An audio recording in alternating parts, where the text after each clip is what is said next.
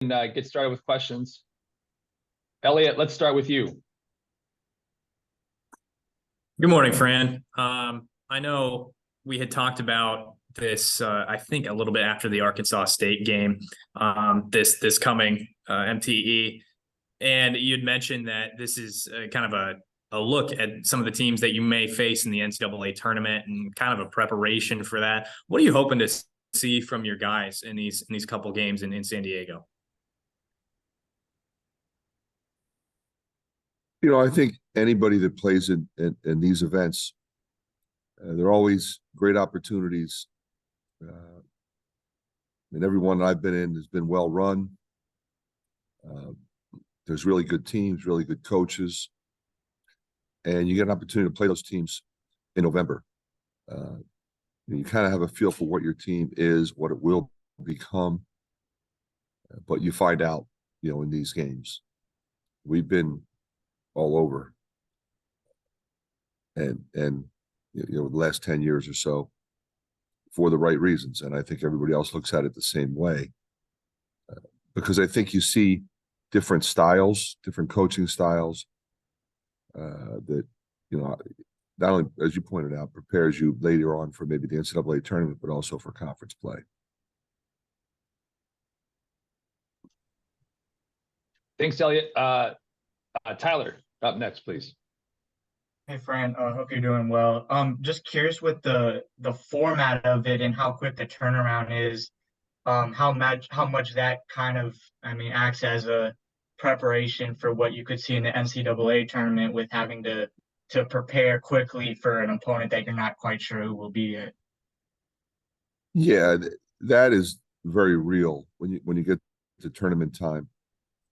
You have, you at least have one day in between. This we're going back to back. Some of these events are 8 teams, and you play 3 games in 3 days or 3 games in 4 days. It's even more taxing.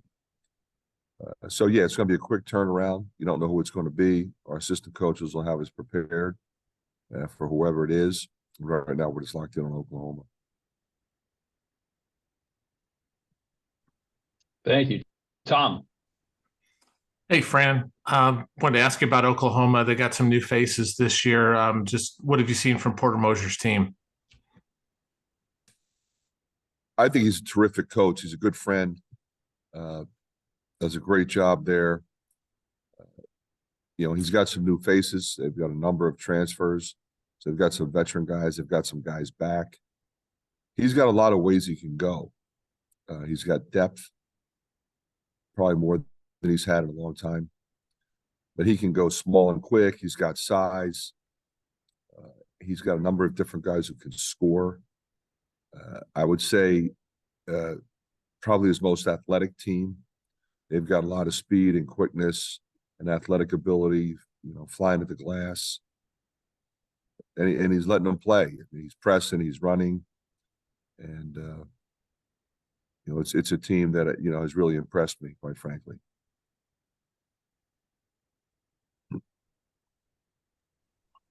Elliot. Sorry, skipping over you, Tyler. So looking at this again, to reference that game against Arkansas State, it just kind of seemed like you guys were a little frustrated with the way they shot the ball. Just how they responded and in practice over these last few days, and obviously you got travel, but just how they responded to the tough shooting performance.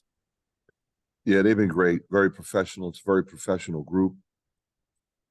And what you have to do, obviously, is consistently play hard defensively, continue to execute offensively. Shots will fall. Tyler. I know that Tony Perkins is a guy you kind of really wanted to step up this season. Just curious, how you evaluate what he's done through 4 games so far. Tony's been great. The thing about him, he always gives you everything he's got in the tank. Incredible competitor, battles, attack mindset.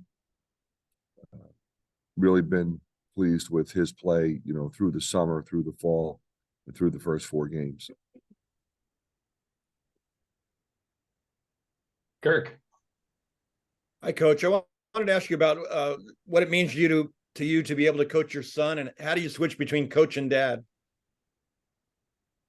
What I would say this, it's been great. I really enjoyed it. Yeah, obviously, I had a chance to coach both of them for a couple of years. That was really special. But this year's a little bit different because I'm relying on Patrick to be one of our leaders. Last year it was Connor, and it was Connor and Bohannon and Luca.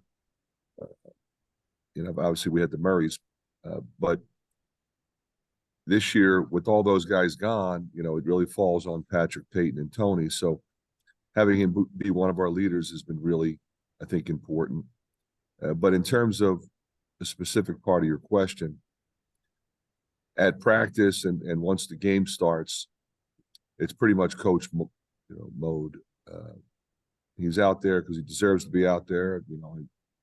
He's tired, I take him out. If he's struggling, we take him out. We talk to him, give him another opportunity, just like I would anybody else. He's a good player. He's right in the middle of everything.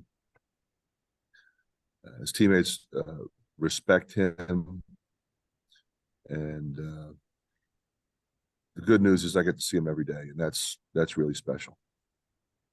Thank you. Tyler. Mm-hmm. I'm just curious. Obviously, you guys will be busy on Thanksgiving, but is there anything you're doing to kind of celebrate or have a meal or anything like that? Yeah, we'll have a meal, but as you know, I mean, truthfully, we have team meals all the time when you're on the road. Very close knit group, but we will have a Thanksgiving type meal with all the typical things that you would eat. But sometimes you have guys that they're not big fans of turkey and stuffing, so we'll have some pasta and some other options for them.